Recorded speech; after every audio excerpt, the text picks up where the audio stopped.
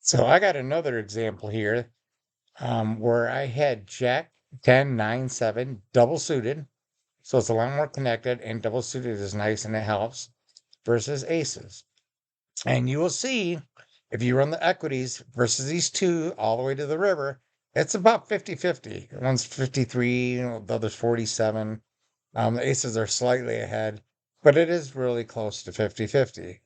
So the thing is now, either you can rejam and flip, especially if you think there's any type of fold equity, but if you're not sure if the guy has aces, but that's probably the most correct way to do it. And again, another issue with PLO is a lot of times you're shoveling tons of money in the middle, or if you don't have the bankroll to do that, it's hard to play correctly because that's what you're supposed to do. But if you don't have a big bankroll to be shoveling in a lot of money at a flip, um, then you probably shouldn't be playing PLO, honestly. And so PLO can be difficult if you don't have a big bankroll for sure. So anyway, basically we have Jack 10 and 9 7 double suited versus aces. And what you'll find out here is if we look at the 33% equity, that intersects at about 60% of the flops versus a range of aces. So if I take 33% times 60, that's about 20%. So even here, let's say, um, the guy pots it and or you raise and he pots it, three bets, of course, and it comes back around to you. You call and you're not quite getting the right price, especially if he only has a pot size left behind. Really should fold. If he's only going to have a pot size bet left behind, say he pots it and you call, and now the SPR that he's got behind is less than one, you probably should just fold.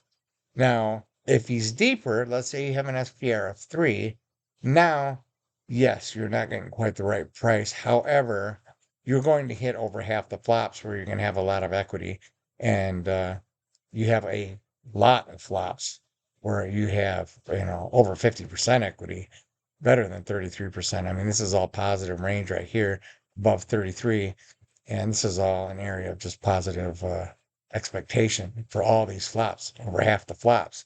So if you have enough behind, yes, if he has an SPR1, you shouldn't call. But if you have an SPR2 or 3 and you believe he's going to pot the flop and you have enough money on the turn, etc., then you have something called implied odds, obviously. And then, of course, you can flop monster draws, monster wraps, all kinds of things. So then you can turn around and call. And a lot of times you're going to be ahead versus aces. So, but, and then if you don't think the guy's going to fold, then you have implied value. So then now you can call, even though you're not quite getting the right price. So um, it's just basically down to SPR and what you think. I have a chart in one of the back of my PLO books that talk about exactly with certain SPRs what you should be calling with. Um, and yeah, so I forgot what book that was. It's one of the PLO books. You should go check it out. Uh, if anyone wants to know, I could look it up and figure it out. Um, but it's I think it's the Ralph Blumstein books. Um, but he's actually got charts in the back where it goes through a lot of that stuff. So, and then you know exactly, okay, I'm an SBR2, I can call with these hands, but nobody folds Jack 10 9 8 versus a 3 bet, right? When they only have an SPR bet one, and they really should be. So again, localpro.us.com, subscribe to my channel, all that good stuff. And usually I cover Hold'em, but I ran across a couple spots today in PLO where I wanted to double check. And I made this particular call. The other guy made the call, which I didn't think was correct. I made this call. That was actually incorrect as well. So I believe I'm thinking about this correctly. So again, if anyone has comments or they think I'm doing something incorrectly or correctly, just let me know in the comments below. Thanks.